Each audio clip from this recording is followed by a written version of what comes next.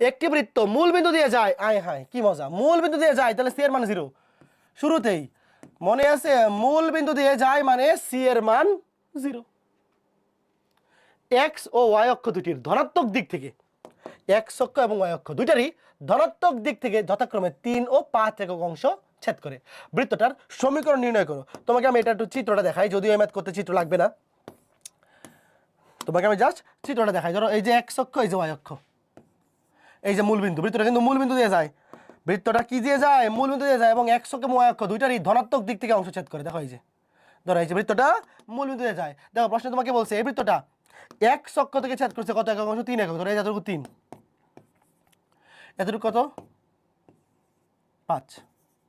দেখো এই বৃত্তটা এক্স অক্ষ এবং ওয়াই অক্ষ এই দুইটা অক্ষের ধনাত্মক দিক থেকে ছেদ করছে। দেখো এক্স অক্ষের ধনাত্মক দিক থেকে ছেদ করছে 3 একক অংশ, ওয়াই অক্ষের ধনাত্মক, এক্স অক্ষের ধনাত্মক দিক হচ্ছে ডান দিকে, ওয়াই অক্ষের ধনাত্মক দিক হচ্ছে উপরের দিক থেকে, তাহলে 5 একক অংশ ছেদ করে।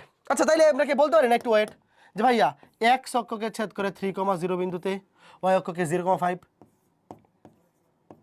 বলো। তাইলে ওয়েট লেখো না তোমরা, দেখো এই বৃত্তটার সমীকরণ X square plus Y square plus 2gx plus 2fy plus C equal to 0, C এর মান তো 0, মানে সি তো লেখার দরকার নেই, সি এর মান 0। এখন আমাকে বলো তো এখানে অজানা রাশি কয়টা আছে? এখানে অজানা রাশি আছে দুইটা, আননোন আছে দুইটা, একটা হচ্ছে জি একটা এফ। বলো দুইটা অজানা রাশির মান বের করার জন্য দুইটা বিন্দুগামী এনাফ না? দেওয়া আছে না? এইভাবে করা যায়, এটা এটা তুমি এইভাবে করতে পারো, যে এটা চিত্র না আঁকলে হবে যে নির্ণয় বৃত্তটি এক্স অক্ষকে 3,0 এবং ওয়াই অক্ষকে 0,5 বিন্দুতে ছেদ করে। কেন? কারণ এক্স অক্ষে কোটি শূন্য, ওয়াই অক্ষে ভূত শূন্য। এইবার এই দুইটা বিন্দুতে তুমি সিদ্ধ করে দাও, এই দুইটা বিন্দুতে তুমি যদি সিদ্ধ করো ম্যাথ শেষ। তবে এইভাবে না করে আরো সহজে, মানে এটাও সহজেই, আরো সহজে করে ফেলা যায়। আচ্ছা এবার একটা জিনিস খেয়াল করে দেখো, ওয়েট, ধরো আমি তোমাকে একটু দেখাই, ধরো এইভাবে করে দেখাই আগে। ধরো 3,0 বিন্দুতে সিদ্ধ করো, 3,0 9 এটা 0 প্লাস 3 দুগুণে 6g ইকুয়াল টু 0, তাহলে কি থাকতেছে g ইকুয়াল টু, এটা তো সহজই এইভাবে করে ফেলি, -9/6 -3/2। আরও একভাবে করা যায়, ওই যে অর্ধবৃত্তস্থ কোণ দিয়া, দরকার নেই এইভাবেই করে ফেলো, অর্ধবৃত্তস্থ কোণ অনেকে হয়তো জানে না। আর একটা কত 0,5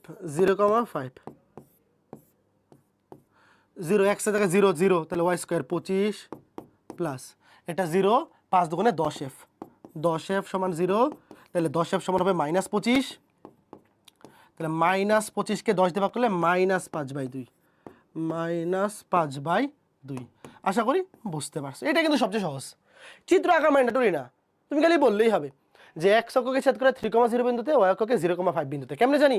আমরা তো এটা সেই ছোটবেলা থেকেই জানি, এক্স অক্ষে কোটি শূন্য, দেখো এক্স অক্ষে কোটি শূন্য, ওয়াই অক্ষে ভূত শূন্য, এই দুটো আমরা সেই ছোটবেলা থেকে জানি। এবার বসায় দাও, মান বসায় দাও, এক্স করে যেখান থেকে এখানে মান বসায় দিলে উত্তর শেষ।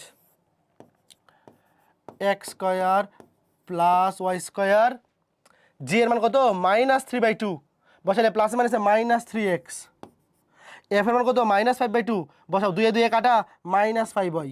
এইবার এটা যদি এমসিকিউতে আসে একটা শর্টকাট আছে, যদিও এই টাইপটা এমসিকিউতে বোর্ড পরীক্ষায় আসে না, অ্যাডমিশনে আসতে পারে। দেখো এই টাইপটা যখন এমসিকিউতে আসবে একটা শর্টকাট আছে, খেয়াল করে দেখো, যেহেতু মূল বিন্দু দিয়ে যায় তাহলে সি এর মান তো 0, বাকি থাকবে শুধু X square plus Y square plus 2gx plus 2fy equal to 0। যখন প্রশ্নে বলবে যে এক্স অক্ষ এবং ওয়াই অক্ষের ধনাত্মক দিক থেকে 3 একক এবং 5 একক ছেদ করবে, উত্তর হবে খালি -3x -5y। দেখো এক্স অক্ষে ছেদ করছে 3 একক, তাহলে -3x, ওয়াই অক্ষে ছেদ করছে 5 একক, -5y।